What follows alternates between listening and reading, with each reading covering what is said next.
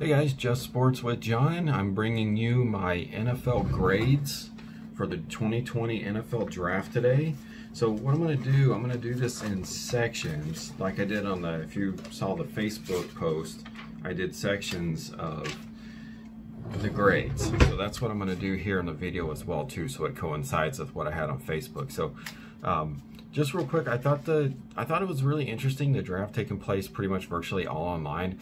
One of the things that I liked about it is they tended to show a lot more player tape, it seemed like, and it tended to talk a lot more about the players, and it wasn't so much analysis FaceTime and, you know, all the guys making jokes at the table, and it's like actually getting to content, which I really liked, like talking about this guy's height, this guy's speed, this guy at this college and what he did, and I think different player profiles, and talking about some of the organizations with the draftathon. So I kind of liked it. It was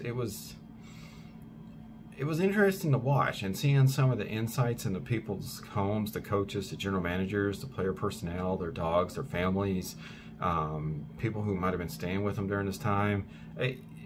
There was an interesting dynamic to all that, I thought. So with all that being said, here is the draft grade. So starting with the A+ category, this would be the teams that I thought had the best draft, didn't really have a mistake in their draft or something that looked odd in their draft. And an A+ would mean that they would have to defined their needs, pretty much met all their needs, and got really probably some of the best talented players in the draft for the spots they were picking as well too. So Cincinnati Bengals, I thought actually did really well, A+. I mean, they got their quarterback, and they not only took all their needs, but good talented players, and I think a lot of hope actually for once for the Bengals fans. Like you got your quarterback, you got your receiver, you got other positions that you really needed, safety, whatnot. I mean, I don't think there was anything there that they didn't get, and if it was, it's something they can easily fill in the offseason. Baltimore Ravens, that's scary. If you're the rest of the league, that's scary. They got a running back, they got receiver help, they improved their defense like they always do. It's like, again, everything that they needed was addressed. Impact players. And that just shows the Ravens are constantly one of these teams that get a good grade, I think. And then the Vikings. I thought the Vikings did really well. They had a lot of picks, and sometimes when you have a lot of picks, that can be very hard. You can get caught up in, oh, we need to go get this guy, or hey, this guy's just out there, so let's just take that guy. But, I mean, 15 picks, that's a lot. And they got replacements everywhere, talent level everywhere. They took people that I'm not sure necessarily they were going to take, but then they fell there, so they took them. So, I mean, if you're a Vikings fan, I think you got to be very happy, especially seeing what the Packers did and knowing that now you really have a chance to put some of these rookies into place and take over that spot. The last A+ was Tampa Bay Buccaneers, and I'm not saying it's just because they got Brady, and some of the offseason moves do factor into this, because if you can take an offseason move and now you don't have to draft that, it factors in. And they got Brady's right tackle. That was the one position on the offensive line they needed help with, so they did that. They got a running back. They needed that.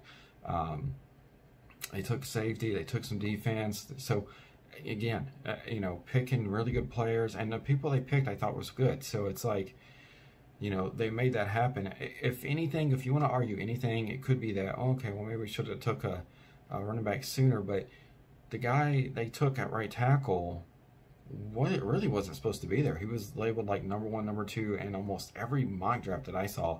So it's like that guy fell to them. You have to take that. So kudos to them. And they, you could argue they could have took a running back after at where the safety was, but I think that maybe the 2, 3 they were looking at were already gone. All right, so then now we go to the A's. I got Arizona Cardinals. The only reason they get an A+ is I think they got overall pretty good value. There might have been like just a couple players where I thought, maybe a little bit early, but still good talent. And then we got Indianapolis Colts. I thought the Colts had a really good draft, and again, factor in Philip Rivers from free agency and things like that. You know, they got him another receiver. They got Jonathan Taylor. And what was impressive with the Colts is a lot of these guys fell there and then they jumped on them. And that's exactly how you want, as a general manager, you want these guys to be able to fall to you. And then you're like, hey, that's an easy choice. Got to take that guy. And that's what happened with a lot of their picks. And again, you know, a lot of these positions they filled on defense. A lot of these positions they filled around the offense. I mean, as a Titans fan, that worries me. I really honestly think they could win a division now. And then San Francisco and the Giants also got an A. I mean, San Francisco, you know, they traded off one of the defensive ends. They got a defensive end in the draft, and probably one of the better ones in the draft. They got other needs that they really did need, and you got the receiver. They got Trent Williams in a trade, so I thought they did a really good job there, especially moving around in the draft. And the Giants, I mean, when you're getting sacked left and right, you're getting pressure left and right, and your quarterback can't throw and your running back can't go, you need offensive line help, and that's exactly what they did. It's not a sexy draft by any means, but it's one of those drafts where you look at and you go, they're going to be better. Just it may not be fully better next year, but that's going to pay off in the end. As long as those guys work well, that'll pay off in the end. So now we go to A minuses. I got the Cowboys, and again, they were a team that had people follow them, so they may not address all their needs, which is why they got an A minus. But you take guys that have top tier talent when they come available to you, and that's exactly what they did. A minus. Also, we got Detroit Lions. I can't argue anything about their draft. I thought they could have had better players at certain positions, but all in all, it's a lot of what they did was what they needed and stuff they had to fill, and they did that. So you can't really, I mean, even if you're arguing, it's like it's still a good draft based on what they got. Okay, so now B pluses. So we got Carolina Panthers. It's really weird. They went all defense, so I can't give them an A. I'm not going to give them an A. I feel like they needed some offense, and they should have drafted some offense. But I do like a lot of what they took on defense, so that's why I'm going to give them a B plus. I think they missed out. I'm not getting offense, so you know, got to dock them a little bit there. But B plus, still a solid draft. B plus goes to Denver Broncos as well. Overall, good solid draft. Not exactly sold on the talent, which is why I knocked them down into the B area. But they filled a lot of needs, and they're confident in their guys, and that's how you improve a team if it works out. Jaguars, they took a lot of good talent, but they may be all a year away. I'm not sure a lot of their guys past maybe the first one or two they picked can start. So, you know, you really want some of your draft picks to impact now, and I'm not really sure what all will for the Jags. So I'll still give them a B plus though, because it looks pretty solid. Rams, most of their needs were addressed. Pretty good value, some so-so picks, but they, you know, they had some of the running backs fall to them, I think, there, and they took that. So, you know, they get a good grade there. And I think that's it for the B plus. So now we'll go to the Bs. Buffalo Bills, good players drafted, some risk in there. But the playoff team should have more picks. I was not impressed that they only had, I think, like 5 picks or something like that. So that's not good. So you gotta give them a B. You're on the verge of winning that division this year, and you should have had more to arm yourselves with. Cleveland Browns, overall solid draft. Some players may not be best fits, but can become so. So yeah, solid B there. Then we got the New York Jets.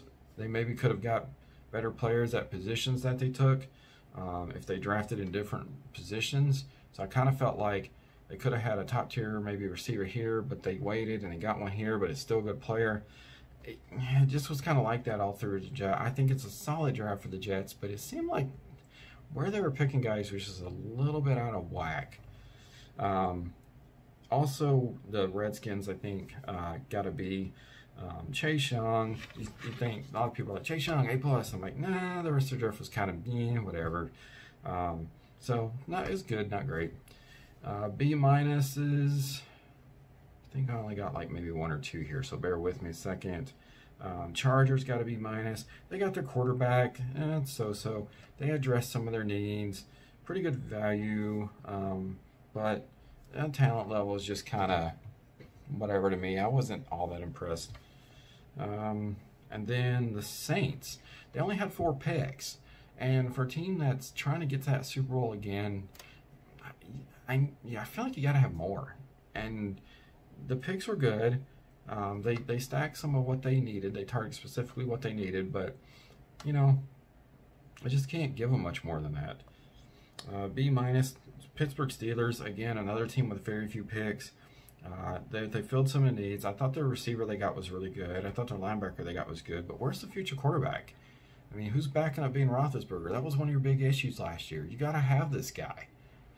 You know? So, B minus, I can't really dock them because they picked well, but should have had more picks, you know? Let's see. So now we got the C pluses. So C pluses, we got Houston Texans. They got some of their needs, but just not impactful enough. They could have done better. Chiefs. Decent draft, replacing some but not all positions. They really liked the running back they took. They could have had Taylor. They could have had Swift. We'll see how that works out. And the rest of it I just felt was okay. I wasn't like blown away by anybody, but it addressed some of their needs. Let's see.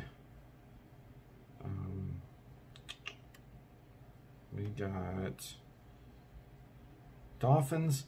Dolphins also had a lot of picks. I think like 12 or something. This is one of those drafts I think people are going to rate high, but to me, if you look at it, it looks good because they addressed a lot of needs. But there's a lot of concern there. Like, you know, the quarterback himself, I mean, hip surgery is a serious thing, guys, and you're trying to move and plant on. I just don't know. A lot of this depends on how they use guys. The tackle they took, you know, kind of questionable in terms of starting right away. You know, they didn't take a running back. They took a lot of defensive help, which I don't know. It looks a lot better on paper to me than in actuality. Then we got Patriots. I gave a C+ too. It's always hard to argue against the Patriots and what they do in drafts, but it's very curious to me. Taking 2 tight ends and a lot of defense, and then offensive line. It stinks of bringing in a free agent quarterback. So I don't know what they're doing. They got something up their sleeve, but for right now, I can't make heads or tails of what they're trying to do here other than improve their defense. So C+. Philadelphia Eagles. There was parts I liked. There was parts I didn't like. Felt like it was a novelty draft. I mean, Jalen Hurts and then like one of the receivers they took way in advance to where he might have gone. It just felt like they identified certain players, but they were well below maybe what they could have got. So just kind of a novelty, like, you know, you just have to have something even though it's not practical. That's kind of what the Eagles draft reminded me of. And then last C+ was the Titans. I thought the first pick was a reach. It was the 6th offensive tackle off the board in the first round. Felt like they could have gone some of the defensive players that were only about 3 or 4 deep at that point. Running backs weren't off the board. Safeties weren't off the board. And you can say, like, well, we didn't necessarily need a running back. We didn't necessarily need a safety. But we did need a number 2 running back. They proved that by taking that later. You know, safety is something that it's like defensive ends. You can't always, you can always have more of those guys and play them in nickel spot. Or as an extra corner. So I'm not sure about that, you know. So they got a C+ because, you know, it just, again, they're taking some needs, but it seemed like they could have gotten some of these guys. If you switch around where they took some guys, then they could have got some better guys. All right, so we're down to the C's now. There's not many of these. I think there's 1 C here. Raiders. Taking receivers is always a risk, and you took 1 as your first round and then 2 third-round receivers.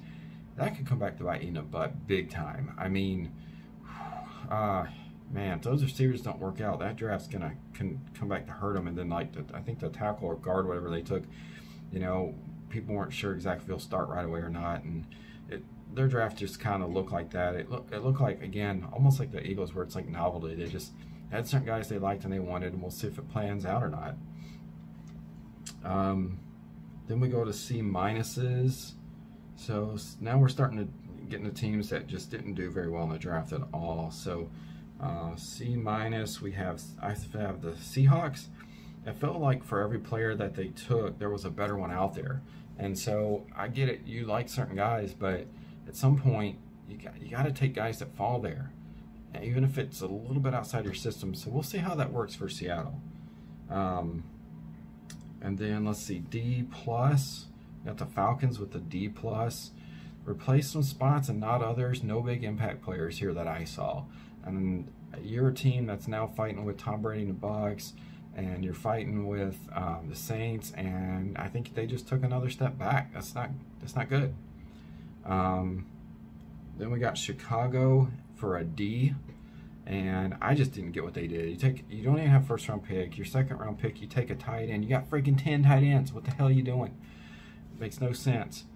Could have taken a better corner, and questionable decisions all through the drafts, it seemed like. And then the final grade is a D-, and this goes to the Packers. You have a 16-year veteran quarterback, and your first pick, you're going to basically have his future replacement like you did with him with Brett Favre. That's really smart. You went 13-3, and you're going to go quarterback. Instead of getting a receiver, instead of going with the top tight end, you're going to go quarterback. I couldn't believe it. And then to follow that up, the only I think other offensive pick they gave was another running back. Well, they have Jamal Williams. They have Aaron Jones. Okay, yeah, they're at the end of their contracts, but at this point, you're probably signing one of those guys back, and you still need receiver help. You probably could use an offensive lineman. What are you doing? I mean, you're trying to lose the division? Because the Vikings, they got an A+ in this draft. And the Lions, have good in the draft. So you're just setting yourself behind here. Like, the Packers draft was the only one that really shocked me. I was like shaking my head the whole time. Like, what are you guys doing? And I'm pretty sure Packers fans, they might not agree with my D-, but there's no way you can give them an A or a B in this draft. I don't see how you do. So yeah, Packers with the worst draft in this. But anyway, this was a long video, guys. But thank you for watching. I appreciate it, and hope you guys enjoyed my draft grades, and we'll see you next time. Thanks. Bye.